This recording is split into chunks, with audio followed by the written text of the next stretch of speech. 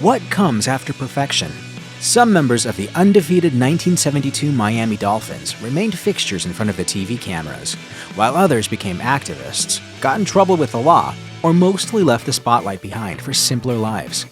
Here's what the 1972 Dolphins look like now. Quarterback Bob Griese played 14 seasons for the Dolphins from 1967 to 1980.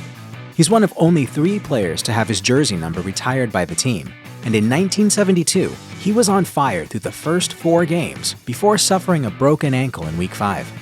Backup Earl Morrall, who passed away in 2014, completed the regular season and most of the playoffs before giving way to Griese in the second half of the AFC Championship and the Super Bowl. After retiring, Griese became one of the most respected analysts in pro and college football. He also produced another NFL quarterback in the form of his son Brian, whose career was full of similar ups and downs in equal measure. Additionally, Bob became a chairman of Moffitt Cancer Center's National Board of Advisors after losing his wife to cancer. Larry Csonka was built like a defensive end, but he powered the offense as a fullback. When he wasn't opening up king-sized lanes for his team's running backs, he was carrying the ball himself, right through anyone unlucky enough to be in his way. His toughness earned him the respect of everybody on the field, and he made the Pro Bowl for 5 consecutive seasons, with the 1972 campaign smack dab in the middle. After his playing days, Csonka parlayed his fame into a notable TV presence, appearing in commercials and guest spots on outdoor shows, as well as hosting American Gladiators in the early 90s. Today, the avid outdoorsman and his longtime partner Audrey Bradshaw live in Alaska, where they hosted and produced the TV series North to Alaska, Csonka Outdoors, and Suzuki Great Outdoors. Man, there's an amazing number of Csonkas. The 1972 Dolphins were all about using the threat of the deep pass to set up the run, a novel strategy at the time that paid off in a big way. Key to this plan was running back Eugene Mercury Morris, who provided the lightning to Csonka's thunder. The duo became the first pair of NFL running backs ever to both amass 1,000 rushing yards in a season. Since then, Morris has endured some tribulations on his way to his present-day status, advocating for the NFL to take better care of its veterans.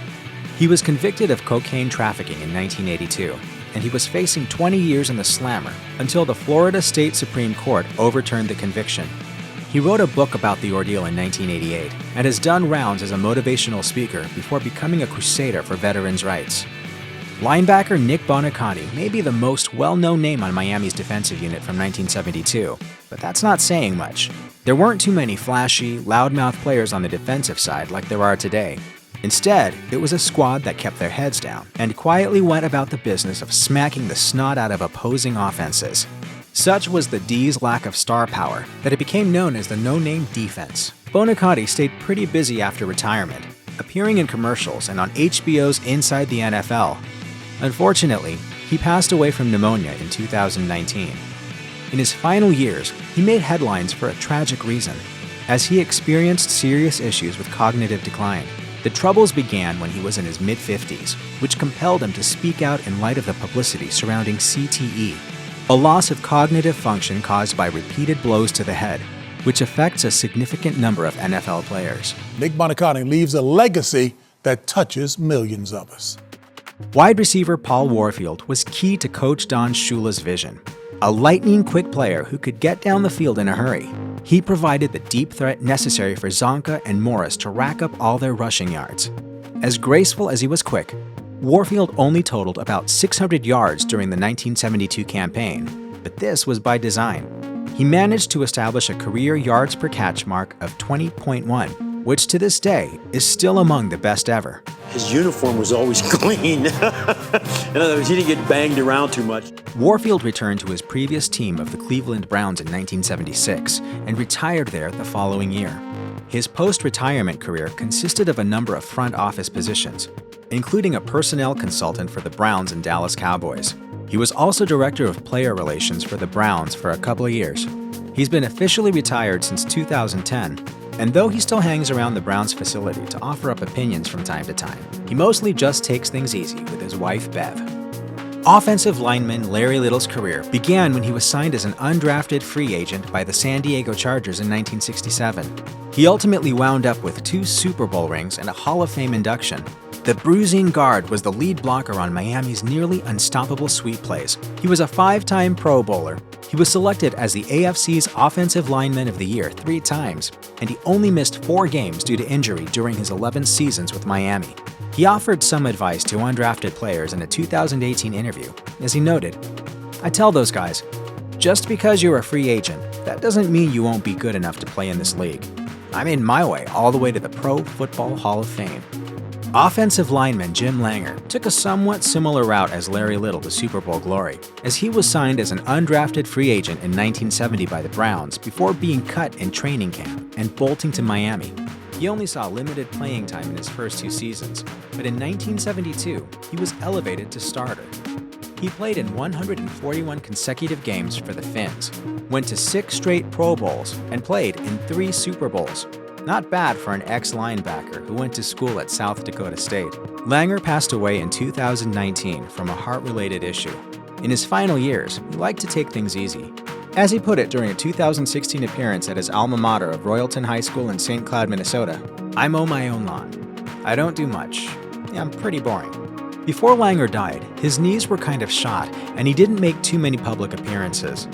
But the one at the high school was special, as it was in honor of Royalton being named an official NFL Hometown Hall of Fame school. It's really a treat to come back. It really is.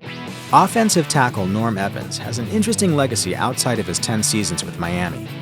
He was picked in the 1976 expansion draft to become the first to ever play the position for the Seattle Seahawks, staying there for 3 seasons and helping establish the new franchise.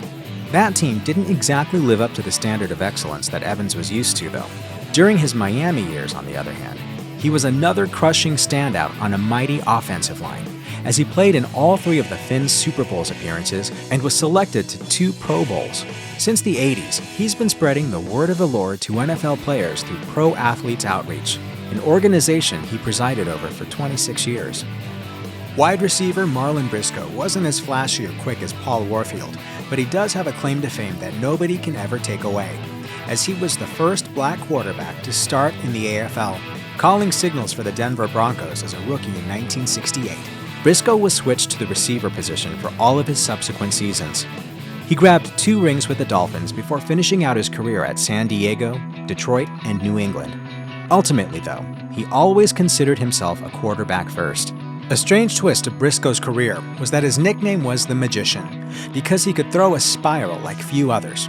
A film documenting his rookie season, aptly titled The Magician, has been in development for years.